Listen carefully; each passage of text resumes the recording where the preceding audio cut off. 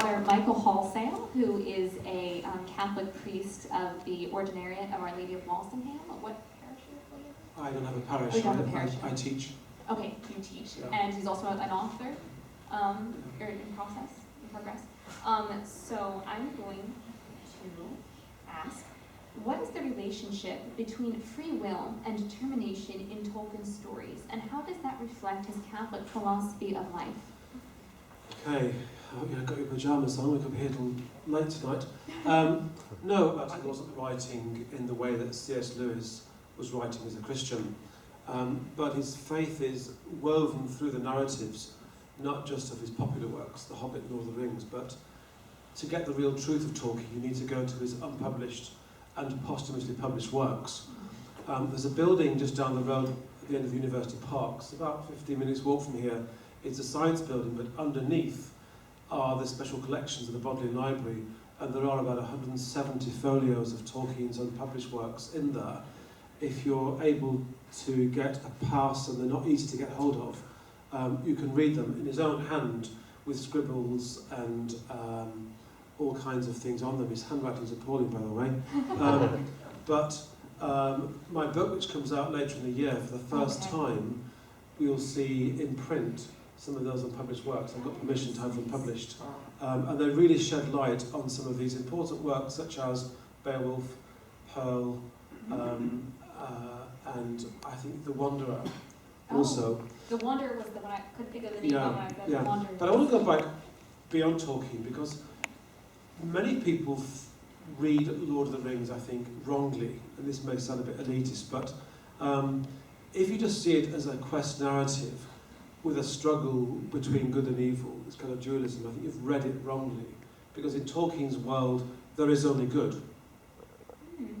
There is only good. Shadows are an absence of light, just as evil is an absence of good.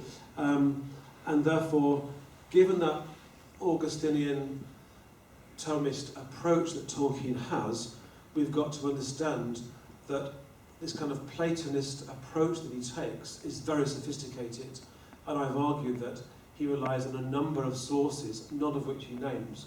So you have to know your philosophy first, is to see the strands of where he's coming from. And one of the key documents in the Middle Ages goes back to the 600s in the Christian era, that of Boethius's Consolations of Philosophy. Now, the Consolations were like number one in the charts for about 300 or 400 years. Everybody read it, and in fact Chaucer translated it, Albert the Great translated it, Elizabeth I translated it. You know, it just kept being renewed over and over again, and therefore Tolkien would have known this. And just interesting, he never quotes it, but it's written almost throughout many of the episodes in which Frodo is caught up in. I want to give you a couple of examples.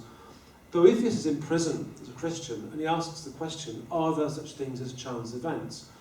Why do bad things happen to good people? He died under torture, so we don't know the outcome. But Lady Philosophy, this kind of character who visits him during the night, during these days in prison, he writes up, speaks about this great Wheel of Fortune, popular TV show, but it goes back to the late classical period. She says this, he says this in response to her, "You will respond that if it lies in my power to change my course of action, I will deprive Providence of her role when I happen to change an act which she foreknows.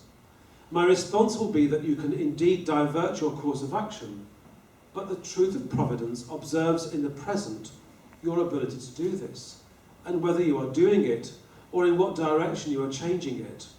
So you cannot evade the divine foreknowledge, just as you cannot escape the gaze of a person's eye, which observes you at this moment, even though you vary your actions by use of your free will."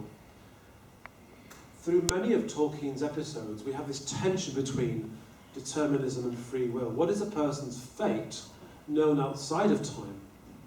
And to what extent are they free in the act? Well, Boethius, in Book 5 of the Consolations, the climax of it, tries his best to strike out freedom in the face of God's foreknowledge, describing the difference, as we heard earlier, between humanity and who and what God is. But let's take an episode from the Fellowship of the Ring. Frodo marvels that he has escaped the Black Riders with only a slight wound, and Gandalf replies, yes, fortune or fate have helped you, not to mention your courage. That there's something kind of overarching providence, looking after, prevenience over Frodo, given his quest. And yet he's free in the action to take up this role. If we move further in, at the Council of Elrond, Elrond makes his case even stronger. He says, that is the purpose, the ring, for which you are called hither. Called, I say, though I have not called you to me, strangers from distant lands. You have come and are here met, in this very nick of time, by chance, as it may seem. Yet it is not so. Believe rather that it is so ordered that we who sit here and none others must now find counsel for the peril of the world. There is some mind behind all these actions. There is something overarching or underpinning this. And this is the argument in books 4 and 5 of Boethius. And we hear that, the ring is trying to get back to its creator, Sauron, but in fact he doesn't have mastery over the ring. It decided, inverted commas, to leave Gollum and get back to its master, reading on. Gandalf explains that Frodo has an appointed task, and yet he has to decide freely to bear it for himself. Nobody else can make him do it. So, as Gandalf describes the gravity of this journey, he becomes more optimistic. Behind that, there was something else at work, beyond any design of the ringmaker. Bilbo was meant to find the ring, and not by its maker, in which case you were also meant to have it, and that may be an encouraging thought. So it would appear that within Frodo's kind of worldview, that whilst he thinks he is free, there's something guiding from not on high or afar, but from without, because God is entirely other. And this, of course, Tolkien would have been entirely familiar with, given his readings of St. Thomas in the Summa Theologia, which he had a copy of, which was bought from Oxford by an Italian collector with marginal notes. I have seen it, and I photographed some of Tolkien's marginal notes in it. It's quite hard to get hold of this chap. I made an offer for them, but he just laughed at me. They are worth about 10 times more now than he bought them for, because they are entirely unique. So there's one word keeps cropping up throughout Tolkien's works. We see this only a little bit in Lord of the Rings, but we see it far more in, how are we doing for time? 5 minutes. 5 minutes, good. Yeah. In the Silmarillion, and a recently published version of an unpublished text of Beren and Luthien. Now, this is one of the earliest things he wrote, and is the story perhaps most dear to him. If you drive out of here up the Banbury Road for about 10 minutes, just cross the ring road, there's a cemetery where Tolkien and Edith are buried. It's only about a 10-minute journey. It's signposted from the entrance, and on their gravestones are the names of Beren and Luthien. It's a wonderfully romantic story, and she was his Tinuviel, as he says. But in this story, we have a freedom from determinism, which is even greater than the moral sense which Frodo finds himself. Because Beren and Luthien, human and elf, change in all kinds of ways. They are free, not just in terms of their ability to move freely throughout hidden lands. She is not just free to give up her immortality for love of him, but in fact they are shapeshifters.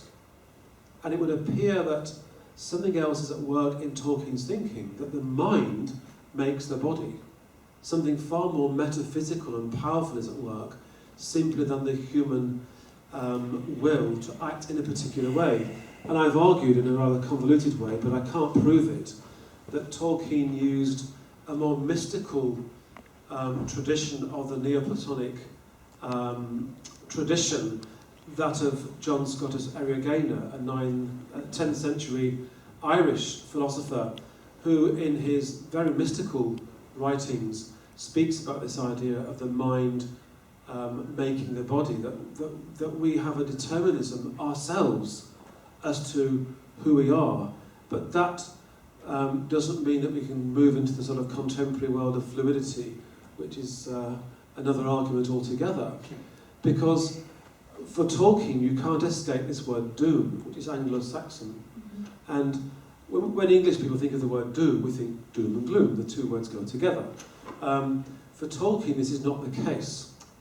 And in fact, the dog, Huan, in the story of Baron and Luthien, has the word doom attached to him about 9 times. Now, what does this mean? It doesn't mean a foreordained plan which these people and the dog have to follow. The word doom for Tolkien is in its correct Anglo-Saxon sense, which means in a divinely ordered state. And in fact, it goes back to a more Aristotelian view of the world, which starts with the divine ideas in God, all the way down to this scale of nature that we see in the works of Aristotle. That's a very interesting thing about the origin or the usage of the word doom, because I've been noticing it. I'm currently reading Revelations of Divine Love by St. Julian of Norwich, and I've seen the word come up quite a few times, and it seems that the definition you just gave makes a lot more sense to it. Yeah. Thank you. Yeah. I'll stop talking now. What time? 2 minutes. So if you have any questions? Just an observation.